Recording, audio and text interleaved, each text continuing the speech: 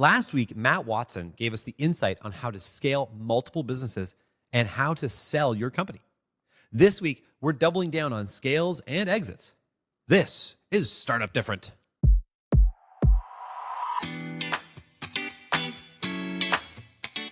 This is the Startup Different podcast, hosted by successful entrepreneurs and brothers, Dave and Chris Sinkinson. We're here to bust startup myths and give you the insights you need to help you reach your startup dreams. Hello, folks. Welcome to Startup Different. It is the last episode of this season. Chris, can you believe it? Amazing. Season 5. Yeah, it's a wrap. It's a lot of episodes. In about 25 minutes. Yeah. Well, we'll see. We might go a little bit longer. Yeah, maybe. We'll see. Get estimates. Yeah, so had a great conversation with Matt Watson. Pretty interesting dude. So to give a little bit of backstory here is I had been on Matt Watson's show. I think it was Startup Hustle. Yep. I want to say it's called. It's a pretty cool show. Check it out. Some pretty neat people on there, including myself. But his story also is pretty cool because he has had multiple successful startups. And that's kind of been a theme this season. You know, I think about Mark Organ, who's had a crazy amount of success. We think about some of the other entrepreneurs that we spoke. Lori, obviously exited a huge, or was part of a really, really big exit for like $100 million or something like that. So there's a lot of success this season. And I think Matt has a good end to it because he had sort of this like early success that was enormous and then a couple of like sort of smaller ones since then. Mm-hmm. And he is kind of like Mr. Scale. Yeah. If I think about how he positions himself and what he's thinking about a lot, it's about how to scale your business properly to get to the next level. Felt so familiar. Like some of the things that he said, I was just like, oh yeah. Oh, he had you pegged. Yeah. Like actually, yeah, he did know. I remember just like slowly looking over at you like multiple times during that episode being like, this guy is absolutely describing Chris. Yeah. The way even he operates and thinks, like he's a very similar person to you. I think so as well. You'd be buddies. Yeah. Just go get beer sometimes. I'd finally have a friend. So sad. What? No, I have many friends. Yeah. I'm well known, actually.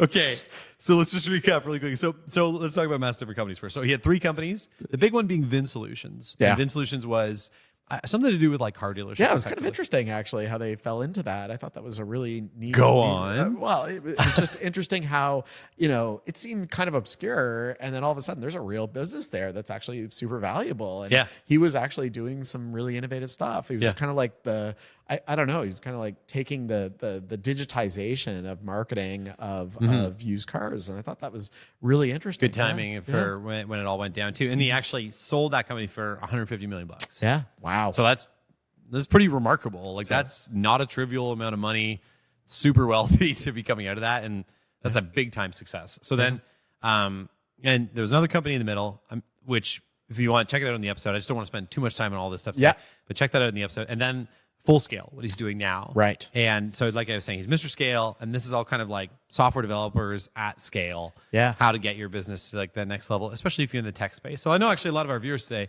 you should probably actually check it out if you're kind of looking for a tech solution for, maybe offshoring some of that. I think there's a lot of... Yeah, we talked a little bit about this stuff because we had actually tried some of the stuff and kind of crashed and burned. It didn't work out that well. That was actually like pre-App Armor days, though. Yeah, I don't actually know that much about it. That was very early in the whole idea of like offshoring and that sort of stuff. And I had a hard time with it. I didn't have the right... I want to say like late 2000s or something you were doing? Maybe even earlier? Maybe around then. Yeah. It just didn't work out that well for me. And I didn't get the value out of it. And I think I had to be a very mean person to get the offshore employees to do what I was expecting. It just wasn't them to working. Do. You didn't have it wasn't working. And I just gave up on it at some point. But it's interesting because I think he's trying to really revisit that and really make that more accessible for businesses that are starting up now. And I think that's incredibly valuable. Finding good tech talent is always challenging. Yeah, well, we've talked a bit about, I remember when we were at Collision, we did like some interviews with companies that were like fractional companies. Yeah. This is kind of an interesting take because a fractional is kind of like, it's different. You have somebody who's like very senior who goes and you don't really like hire them, but they come into your company and they bring you that expertise and they kind of do their own thing. And I kind of feel like it's like similar but different. Like it's not really like offshoring in the same way, but it is kind of like you're bringing in outside expertise to do something. Right. And I think that what they're offering is outside expertise to be able to do a lot of software development quickly. Yeah. Which can really be important. You know, if you want to have a lot of agility in the market, it could be a good opportunity for what you're trying to do. Yeah. And I think about us too, like there could have been circumstances where we could have used a little bit of extra horsepower. Like one of the things we talk about in the book is how sort of one day our back end sort of coding platform for our mobile apps was just like, oh yeah, we're going to stop supporting this in 8 months. Yeah. And that's like a kiss of death for your code. Like you need to have supported code. And we had to really scramble, and we did. It was a really good story actually, and we figured it all out. You know, if you want more, check out the book, Startup Different. But you know, that having this as an option would have been nice. That would have, if I had known about Full Scale at that point, that would have been something that we would have explored for sure. Because I think the one advantage that we had is that we were literally like, you know, we wanted to elevate what we were doing, but essentially the bulk of it was porting from one platform to another. So from a scoping perspective, we knew what we were going to be building. We had a working version of it, just in an older platform. So Full Scale might have been an obvious choice to go and help us with some of that work to move that project along, maybe even faster. We did it really quick. We had it done in, I think, 8 months or something like that. Yeah. But maybe we could have done that in 3 months or something like that. Maybe there would have been more opportunity there. Yeah. I think it's also just an option for scaling. So like scaling comes in many forms. And he's Mr. Scale. So we're going to go back to scaling a lot today. If you're at this point in your business where you're thinking about how do I get to the next level, this is the episode for you. Yep. So one thing I was thinking about was, so maybe you have your business at a certain point. You've hired a few developers. Like you're kind of in a position where you're doing about $5, $6, $7 million a year. You have your developers, you're producing so much code, then you want to get to the next level, and you have a big product development push. So you got a few options, and actually made me think a little bit of Nathan Young that we had in season 4, where you kind of like bringing in that outside help, but that's an option that gets you to that next level. Right. So maybe you bring in you work with Matt's team here,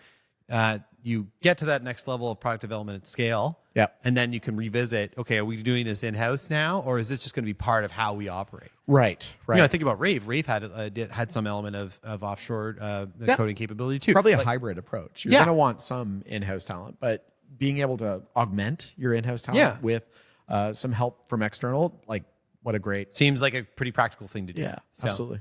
The other thing I want to talk about too, and we'll come back to scaling, but the other thing I want to talk about is he also debunked sort of an important startup myth, which is another important one we're going to get at today, which is that rather than having the best product, you want to have the best known product. So really that the key to success is like your marketing reach and frequency and being the most trusted, well-known, brand out there. And I think any marketer watching today would be like, duh. But it's one of those things that goes often missed, And I when he told that story, I completely agree. And I thought back to the very first product that I developed, which was the document management software. Yeah. Quality platform. And so I was kind of like solopreneur at that point. I was building this solution. It was kind of the genesis of it was from our father had a photocopier dealership. Yeah, we talk about this in episode 0 actually of this season, or like episode 1. Yeah. Because we have a weird season. We have a baker's dozen this season for some reason. Yeah, and this was like early 20s, Chris, being software developer, being super focused, building a really good product that I felt like was a better mousetrap compared to all the other products out in the market, did more things, was more cost effective, better licensing. Back then, this was a really big deal, but it was web-based instead of being a traditional Windows like application, stuff like that. So there was all these benefits and stuff like that. But I had a really tough time capturing that value because I think, and I'm biased, but I thought it was the best product, but it wasn't the best known product. Yeah. And I think that was a really strong point that Matt made. And when he was telling that story, I was like, that was probably the issue I was having back then. Sure. Because I was up against big competitors and I was putting like nothing into marketing other than trying to sell it through photocopier dealerships, but no real marketing engine going on behind it. So potential clients had never heard of it, or they had heard of some of the other competitors in the space. And, so it was just very difficult to compete. Even though we had a better product, we just weren't as well known. And that made it very difficult. I think also it's not something trivial. Right. It's easy to be like, you got to be the best known. But like to do that is really, really hard. Hey, one thing that Chris and I have talked a lot about on this show is how easy it is for founders to build apps and automations with no-code tools. One of the most powerful tools out there is called Bubble. But even though Bubble is a no-code platform, it can get a little complicated to do things on your own. And so our sponsor today is an agency that's called Zero Code. That's ZeroQode, which is a top Bubble agency, and that can help you build any web, mobile, or AI application, as well as automate your entire business using no-code and AI tools. Zero Code will help you build custom solutions, CRMs, custom dashboards, marketplaces, or internal tools to automate your business much faster and cheaper. However, if you want to try to build on Bubble yourself, Zero Code is also the biggest plugin builder for Bubble, and they have more than 700 plugins. Make sure you check them out. Discover the simplicity and power of no code and AI at zerocode.com. That's Zero Code and code with a Q. And now back to the show. Like you have to think a lot about your buyer, your brand, how they would be reached, what the pain point is, how to address that pain point, how to package that. You know, kind of going back to Matt Reeser's lessons here around communication, like hugely important. And so this is not an easy ask, but it is an important thing that should be on your mind. But it can also be a bandwidth issue. Yeah. One of those things where marketing is, and we've mentioned this, I think, in season 4 as well, where just marketing kind of like slides off the desk a little bit. Yeah. Because you get focused on a bunch of other things that are really, really important in the moment. And you're like, well, we'll just put some ads up and hopefully that gets us some more traction and whatever. We just let them run. And really, though, to actually capture your sort of target audience, that's a real effort. It's a lot of work. Absolutely. And you know, like we've talked with Nathan about how, you know, any marketing channel can work if you do it right. Yeah. And it's figuring out how to do it right. And it becomes a tough slog on the marketing side. So when I think back to my story, like, yeah, I probably should have been doing more marketing, but it would have taken a lot of work to figure out how to market that properly and totally undervalued that amount of work that was going to go into it. Yeah. So I think this kind of goes full circle too with a different point he had, which is that success is about like execution more than the actual ideas. The idea here being like, you got to own the market, right? You got to be the most marketable thing. But being able to actually execute on that is really, really challenging. Yeah. And so it's something to keep in mind is, you know, you might have the best plan out there, but actually the way and effectiveness with which you execute that is obviously going to be making you more successful. That also sounds kind of basic, but it's an important thing to remember that you can have all the ideas you want about how you want to market, but actually iterating and improving and going into that feedback loop that we always talk about, that's the thing that's actually going to make you a lot more successful. Right on. That's how you execute well. Yep. He mentioned, going back to scale for a second, so he mentioned that sort of that obviously that product market fit being crucial for scaling. And one thing that that this kind of ties back to, and I think about even our conversation with lots of different entrepreneurs, but most recently with Cynthia, was that you need to validate your product with the market and customers before kind of leaning in on growth. Right. So one thing he talked about, like where some entrepreneurs get it wrong, is they go big like right away. Yeah. So this also ties to some VC mentality around that get big fast strategy that sometimes does more harm than good. But I thought it was a good point to sort of like remind us that when you're going after a market, you need to figure out and validate with a small bet before you end up leaning way in. Yep. And then after you've gotten there and you realize the market is cool with it, that's when you can actually start looking at ways to scale your business effectively. Because sometimes you get people who kind of put the cart before the horse. Yeah. Yep. You know, definitely. You're gonna hire a bunch of people. Yeah. And you're like, why? Throw a ton of marketing at it. And, but you know, you're blindly missing, or right? like, yeah. Like, you need to, it's kind of this like kind of scary, but exciting day when you kind of cross that chasm. Like I remember it for us. I think it was January 2017 when I was closing a deal like every day. Yeah. All of a sudden we went from having about 20 clients to like 50 in like a month. I mean, that's a little aggressive, but it was something like that. It was really, really significant. I thought you only closed deals though, like right before you went on vacation. I was. I'm pretty sure I went away on like a Christmas vacation or something. Yeah. And you know, boom, boom, boom. It was boom, uncanny how often you would like be have a vacation planned. And for some reason, all the deals would close just as you left. I knew that I wouldn't be that busy during that time because all the deals closed then. Like the demo period for sales deals is like 2 months before. Right. So I would never book a vacation then. Okay. It was very cyclical, our business. Like you kind of know when it was all going to happen. So it was a function of you were picking times to go on vacation when you knew things were wrapping I was doing up. the right thing for the business, Chris. Okay, very good. Okay. Appreciate that. Yeah. Thank you. Any questions? Sorry. So So part of the scaling challenge too, he talked about hiring the right people at the right time. So I thought this was kind of interesting. When we hired people, so the first time we did it, we just totally blew it. Yep. The second time we did it, we were obviously a bit more gun shy, but we were trying to hire people that we thought we could work with. Yeah.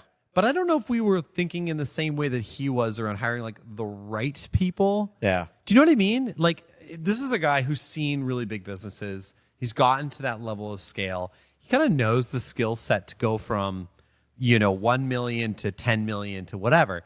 And I think when he was suggesting that, he knew the experience and the type of person. Yeah. Whereas for us, when we were hiring, I think we were like, I just don't want to blow this. Right. I think like back then we were doing our best with our experience and our. I think now we know more, but I think Matt Watson is at a level even much further than that because he's seen more, because he's been through multiple acquisitions, that sort of stuff. So he knows kind of like what he's looking for in those key early hires in his business. And he also, like us, understands the costs of doing it wrong. Like, like poor hiring is just the worst. Yeah. Like aside from the fact that you'll probably have to terminate this person or they quit, is that the process of trying to work with somebody there, it's just not going to fit, is just unpleasant for everyone. Unfortunately, we didn't have that very often. That was very nice. Once we really focused in on how important hiring was. Yeah. But I think what's kind of interesting, and I think what would be valuable for people today is like, what is it that you actually look for? What is a key person? Yeah. Right. Yeah. And I guess for me, I always considered, our three sort of important principles here, skills, passion, fit. Right. Right. So are they going to have the skills to do it? Are they going to be, or could they become passionate about what we were doing? Mm-hmm. And would I want to like basically see them every single day? That's what like fit becomes. Are they going to fit into our ecosystem with our people in a way that not just that they like fit in with everyone, but that they like add to our community? Yeah. And I think the fit piece, there's also an element of, if it's an early hire and it's an important hire, are they going to bring the leadership skills? Yeah. Are they going to bring the ambition? I think like they need to be able to. They're not quite an entrepreneur, but they need to be able to be a little bit more self-motivated than the average employee. Like they need to be able to find problems and deal with them, or bring them to you so that you can work together with them to figure it out. Yeah, absolutely. That's tough to find. That is tough to find. Yeah. If you find that, you have done well. Yeah, I think. Mm-hmm. And some people get into it once they know it's a small company and they want that experience, but it's not for everyone. No. We've definitely had some misses there. That's for sure. Yeah. It's tough to hire people with those types of experiences and those types of skills. And sometimes, they may not have it on their CV, may not look apparent that they're going to have those skills, but I don't know. Hopefully you can kind of smoke it out in the interview and get the sense that this is a person that, is ambitious and has those leadership skills and wants to move your business forward. It's so hard though. And I'm sure just about everybody watching today can empathize with this, but I remember, I think we talked about this in season 1, but people prep for interviews. Yeah. And they become kind of a different person. I mean, that's what business schools, if you're hiring like business students or people out of school, or even if you get like a career coach or whatever, like a lot of their training is going to be around you delivering a package you in that interview. Yeah. And I think the good career coaches and the good business schools are going to be the ones where they deliver an authentic version of that person. Yeah. It's funny. I've had people where I feel like they were over prepared for the interview, and then I was kind of wasn't quite the day-to-day underwhelming. But I've had other people where they've come into the interview and didn't really whatever. Like, okay. But then the normal them is amazing. So kind of had it on both sides where I can see examples of that. But that's why it's very tough to break people out of the interview persona. Yeah, who are you really? Right? Like that, I found that very frustrating. Yeah. And I think myself too, having been through some interviews and things like that, I think I'm probably didn't do a great job of this probably is actually what I'm went about. on and on and on. Going back to Matt research. Reeser. Yeah. Let me tell you why I'm great for this Let job. me give you 100 reasons why I am the best. Sorry, that's my candidate for this impression of you, I guess. Don't ever start a business with your brother.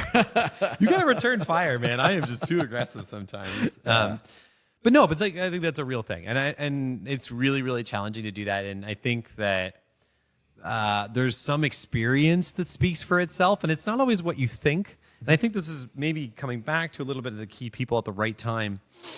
Is like, okay, so when we were hiring for customer service, for example, as like a primary function, we looked for people that had experience in hospitality. Yeah. Right. And that's true. not like the big corporate resume with I worked at, name Tesla, multinational. Okay. No, much more. And actually, by the way, people in big companies tend to struggle coming to small companies. Yeah. I would say generally, unless they're starting the small company. Yeah. But I digress. But we wanted people in hospitality because they can deal with people. Yeah. And the crap and kind of behavior, weird, the weird stuff you see in a restaurant. Yeah, it doesn't faze them. They're and cool with it. The other thing we liked about pressure. them too is being able to juggle multiple things at once, kind of being able to mentally keep track of a lot of different things. Yeah, so going on. that table needs more water. That table needs their check. That table, what's the menu today? These are this app needs updating. This customer's got a support issue. Yeah, exactly. This is, how do I prioritize these issues?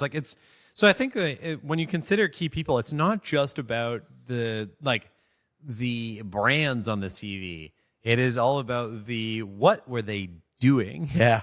And if they're really, if they're coming right out of school, what were they interested in? What were the clubs they were in? It sounds weird because some places what was your GPA and da, da, da, da. But I'm actually, when I do interviews, I'm much more interested in the little things they add at the bottom of their resume. Yeah. Oh, I did jujitsu. Oh, I bake bread every other day. Oh, I want to know about that. Yeah. Because I find you get a good take on them. Yeah. Anyway. But going back to the original comment, when we were starting our business, we were so small. It was the two of us at one point, and we were 5, 10, 15 people. I don't think we had a lot of people coming from Tesla wanting to work for us, or coming from some big multinational saying, hey, I really want to work in a startup. I will say we did have one employee that came from a bank, and she was excellent. Yep. You know who you are, Ian. Yeah. But other than that, I don't think there was a lot of, people making the transition from the big company down to the startup world. I think there's a lot of surprises for people when they come from a big company. Yeah. They look for, there's a lot of structure in big companies that just doesn't exist in startups. Yeah. And it can't exist in startups. Yeah. It shouldn't. It shouldn't be there. Yeah. Should or shouldn't. It just isn't there. No, there's just less bureaucry. Yeah. It's a big adjustment. I'd like to talk to the HR department, please. It's okay, hold on. Let me switch my hat. Yeah. I wanted an HR hat. I feel like I should have actually had a different hat. We should have done that. I know. I given you a ball cap. The last thing I want to mention about sort of Matt's experience was he talked about this kind of this necessity of luck and timing, which are kind of tied together. But basically, you want to be in a position to be successful. Yeah. And he talked about how during his acquisitions, his company, especially in the first one, the $150 million, that he was in the right place at the right time. Yeah. For that to happen. Yeah, that transition from, Auto Trader going from a paper magazine thing to being fully online. He was really well positioned. Yeah, so perfect timing for him. And I think about our experience, we had really good timing too. We had, pivoted in our business to have the best quarter in our history and kind of bet on ourselves, and so there's this kind of thing where you just want to be, and the reason for that too was because of some of the products we had delivered during the pandemic, and we were just really well positioned to sell them aggressively when it happened. We were just the only game in town sort of. And I think there is something about you can kind of manufacture your own luck. Right. And this is a Jim Collins thing, this return on luck. Yep. And I think it's you. I mean, what is it, Chris? What is luck? The combination of culmination, convergence of preparation and opportunity. Right. Yeah. So I think I was hoping you'd jump in sooner, but that's fine. Sorry. But I think that's what it's about, though, right? And I think that he definitely felt like he was super lucky, and many entrepreneurs tend to feel that way too. Yeah, absolutely. I know I feel like we were in the right place at the right time, but it was a lot of preparation. And then, that opportunity came knocking at some point. So I think that what you want to think about as a founder is that, you do want to be lucky, right? Which sounds silly. Like luck will be a component of all of this, but you can put yourself in the best position to be lucky. And that's market specific, but you want to have the systems in place. You want to have had spent time on marketing. You want to, you have to be in that zone so that, when something really, really fortunate happens kind of randomly, that you're there ready to take advantage of it. Yeah, absolutely. Taylor Swift puts on the t-shirt of your company. Well, you've got a really good looking website. You've got testimonials up. You've got a promotion going. You've got, I'm always growth side, but we can go like development side. Your product's ready to go. It can handle 1 million more users. Like, you're scaled. You're ready to go. So that's the thing. Like, be in a position to be lucky, and you will be extremely successful. Right on. I think, or at least probably. Right. Yeah. That's all it takes. That's all it takes. All right, folks. That is it. Chris, season 5 in the bag. Nice. I'll see you at season 6. Yeah. It's going to be good. Excellent. Thank you so much, folks. Great to have you here. And we will be back soon. Probably next week with another episode of Startup Different. We'll see what we feel like. And thank you so much for joining us. And we'll see you in season 6. Hey, you made it all the way to the end of the episode. Nicely done. If you enjoyed this episode, like, comment, and subscribe wherever you get your podcasts so the almighty algorithm can help others find us. Want more from Startup Different? Check out our book, Startup Different, the myth-busting blueprint for your multi-million-dollar business. Follow us on social. We're big on YouTube, Instagram, and LinkedIn. You can also check us out at startupdifferent.com. Special thanks for this episode to Graham and our friends at Toronto Podcasts. Visit them at torontopodcast.ca. See you next week.